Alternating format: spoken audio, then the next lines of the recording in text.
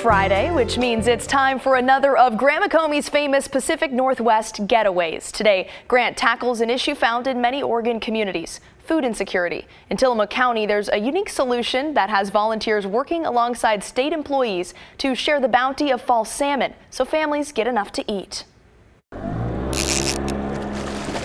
For many, here's the best way to start a fall day. A gorgeous Coho salmon. That is a nice one. Lucky anglers certainly enjoyed this time of year. We can enjoy the view, too, at places where salmon leap for their lives. Thousands of migrating salmon return to home waters after years at sea. They come back to spawn in the gravel or at hatcheries like the North Fork Nehalem, where the fish started life here 4 years ago. Today, volunteers are working the trap in a unique project that shares the bounty. We're sorting the fish for the food bank and then for stream enrichment. Food bank female. So these are the hatchery fish that have come back up the river. North Fork Nehalem is a state-operated site that produces thousands of salmon each year. While a part of the fall migration provides the future generation, the extras are used for something else, something good. Food bank female. We don't regularly get enough fish here to sell carcasses. Some hatcheries will do that and sell carcasses, but we don't get enough here to do that, so they'll go to local food banks. Volunteers called the Smiley Brothers and Sisters started the Food Bank Salmon Program in 2009. They look forward to this event each fall. It's doing something for others, and that is the most wonderful thing you can possibly do. Well, it does put a smile on your face. It's such a great group of people, volunteers and donors, with the high school kids designing the labels. It's a really cool community process. He's right. Local high school kids also lend a hand. We don't need to see the whole fish. Bingo. Nehalem High School students design the labels that'll go on thousands of canned salmon. I like the way those fish are moving there. Teacher Steve Albrechtson says in Tillamook County, up to 60% of school enrollment is on free or reduced lunches.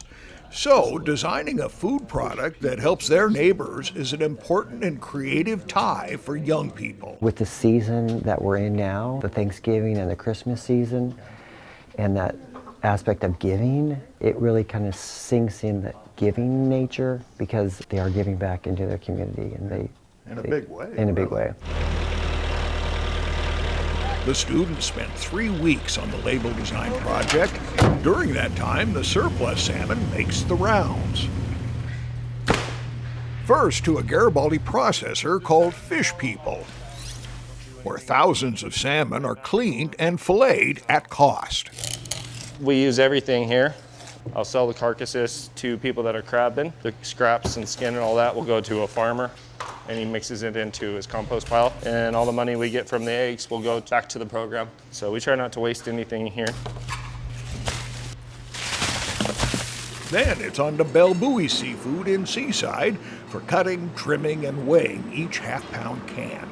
Again, at cost. This is an old canning machine. It's from about the 1930s. The technology is largely unchanged. It's really neat to be able to take a local product on a large scale and then return it back into the community. There's just really no other projects like that.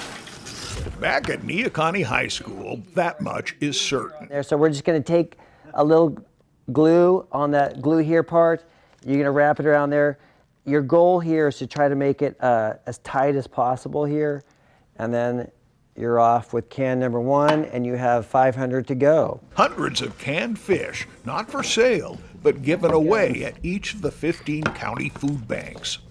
The salmon provide critical protein for people who don't have enough to eat, and it's a uniquely Oregon expression of neighbors helping neighbors. It's amazing to be able to take our fish from our river to feed our local communities. It's just totally full circle as far as what it's all about. In Tillamook County with photographer Jeff Kastner, Grant McCombie, KGW. And as always, Grant has the details, directions, and contact information on the Grants Getaways page on the KGW website. You can watch more of Grant's adventures in his half-hour program of Grants Getaways this Saturday and Sunday at 7:30 right here on KGW.